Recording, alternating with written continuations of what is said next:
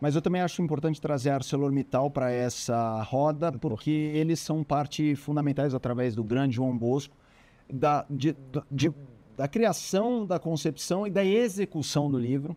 E aí eu te faço uma pergunta, Reginaldo, porque você citou que a gente viajou muito tempo. Esse livro estava quase virando lenda, porque quando eu te conheci, ele falou, o dia que eu escrever o meu livro, o dia que eu... Como foi viabilizar o livro e, finalmente, vamos sentar e vamos botar para rodar esse livro? Além disso tudo, teve uma outra fase que, quando a gente, vamos dizer, considerou mais ou menos encerrado o livro, cara, eu sou muito perfeccionista e exigente de mim mesmo. Cada texto, cada coisa eu leio, se eu ler 10 vezes, vou mudar as 10 vezes. O livro eu li no original, li quantas vezes fosse necessário, e ia mudando, ia mudando, ia mudando. O Alfredo ficava louco, né? Louco. Falando assim, eu acho que não vai sair isso. Tem que acabar em algum momento, né, Reginaldo? Para quem não sabe, o Reginaldo era um cara famoso, por exemplo, Estado de São Paulo, o fechamento do Jornal da Globo, né, por entregar no laço. Porque é isso, ele ficava buscando a perfeição, eu vou mudar uma palavra. É ou não é, Reginaldo? Até... Segurava satélite. O Jaime ficar feliz. É isso. Tem uma pergunta que eu acho que é legal fazer com o Bockel aqui, que é uma pergunta da Bibi Delfim, que é... Tem uma curiosidade, se no processo da concepção do livro houve alguma história em que decidiu não publicar por ser sensível demais, ou que ainda não queria ser contada, ou não? Cara, não me lembro, assim. Eu acho que a gente botou tudo que foi conversado no livro, né? A gente brincando aqui fora do ar que devem ter outras histórias que renderiam mais uma edição e tal. Certamente. Mas eu acho que tá bastante coisa ali, de verdade. Você, quando começou a puxar o livro, é óbvio que as pessoas que estão aqui sabem de muitas histórias legais e outras polêmicas envolvendo Galvão, Senna, Piquet, Fittipaldi e tudo mais. Como é que vocês trabalhavam isso? De saber, isso aqui eu já cansei de falar, mas o público quer saber. Como é que foi essa... Porque não cabia tudo. Exatamente. A gente primeiro tinha que resumir tudo, porque o livro tem 400 páginas e poderia ter 800, né?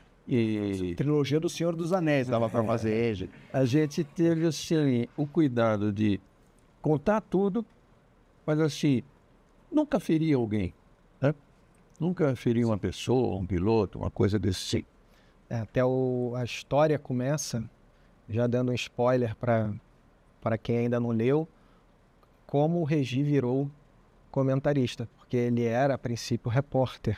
Eu também ia para a cabine, né, porque só era ele e o Galvão, mas a principal função dele era repórter, até que ele deixou de fazer as reportagens e virou comentarista, porque teve uma questão ali, entendeu? Com pessoas importantes. Então ele caiu para cima, digamos, mas por causa do entreveiro lá, entendeu? O livro no primeiro capítulo. Começa assim, né? Primeiro capítulo, já para chutar a porta. Exatamente. Vamos fazer o seguinte, a gente tem muitos depoimentos, eu queria te agradecer demais, Bockel, por estar aqui com a gente. Eu vou chamar o primeiro depoimento de um piloto que você conhece bem, esse profissional que vai aparecer agora, mandando uma história para o Reginaldo. É um piloto ex-Fórmula 1, hoje na Stock Car, que o assessor de comunicação dele é o Bockel, está em todas, está sempre bem, porque é um excelente profissional, então é um prazer tê-lo aqui, viu, Bockel? Obrigado, Felipe. Recado chegando para Reginaldo Leme. Regi, meu grande irmão, eu falo meu grande irmão porque realmente vivemos aí muitos momentos aí juntos, né? Começando na Fórmula Chevrolet, em todas as categorias que eu corria antes da Fórmula 1 e logicamente na Fórmula 1, onde você me acompanhou a minha carreira toda. Tiveram vários momentos, não só de corridas, momentos bacanas, mas momentos difíceis também, onde você estava lá me acompanhando. Eu lembro 2 momentos que eu acho que vale a pena entrar nesse papo bacana. O primeiro é a minha primeira vitória no Brasil em 2006, onde você estava lá narrando junto com o Galvão. Eu chorei muito, tantas vezes que eu assisti esse momento, que era a realização de um sonho para mim. Eu acredito que também, né, para vocês, por um brasileiro vencer Interlagos depois de tantos anos, né, que era 13 anos depois da vitória do Ayrton, naquele momento especial, naquele lugar especial. Eu queria que você comentasse um pouco isso. E depois, quando eu encerrei a minha carreira, entre aspas, né, no Brasil, onde eu vim andando no box, e eu vi você emocionado e chorando naquele momento, junto, logicamente, com o Galvão, e esse é um momento que também me deixou muito emocionado, né? Fora isso, eu queria te parabenizar pela sua carreira, dizer que não vejo a hora de ter o seu livro também para eu ler, né, e acompanhar tudo. Você, logicamente, faz parte do automobilismo, está dentro do nosso coração.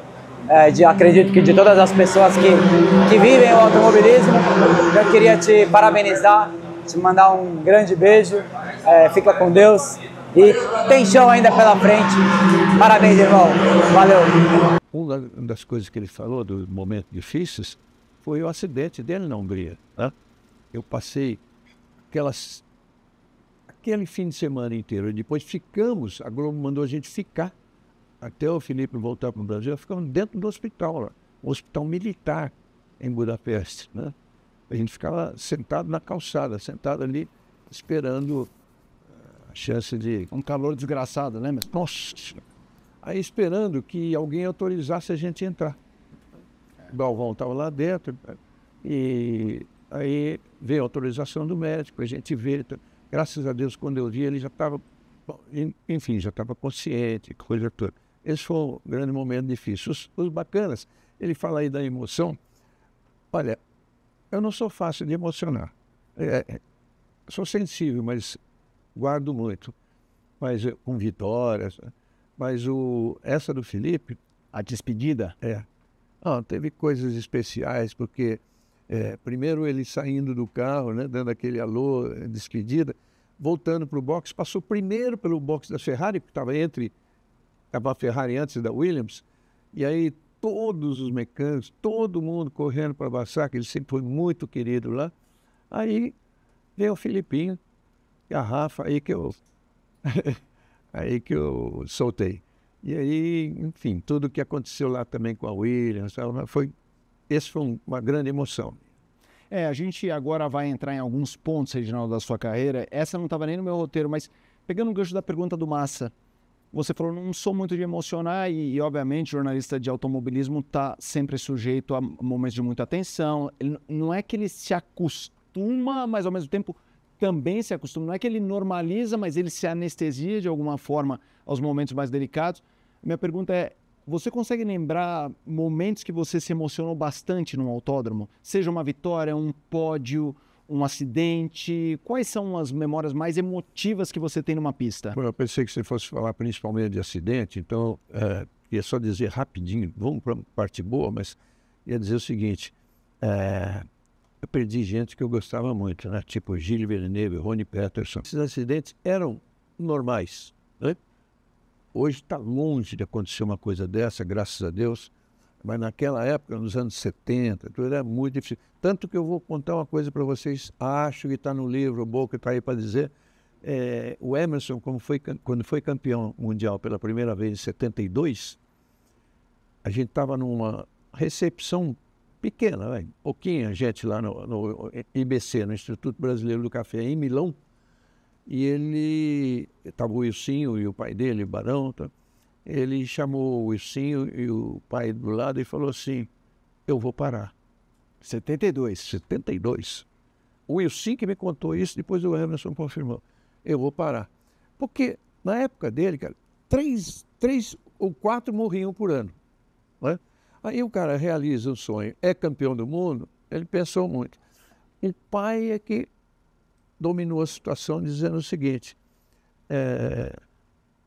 se for a sua vontade, mas eu quero dizer o seguinte, você vai parar, essa coisa é a sua vida, automobilismo, especialmente Fórmula 1 que você alcançou, você vai ficar com vontade de voltar, e aí a situação não é a mesma. Você sabe lá se você vai voltar numa equipe grande, né?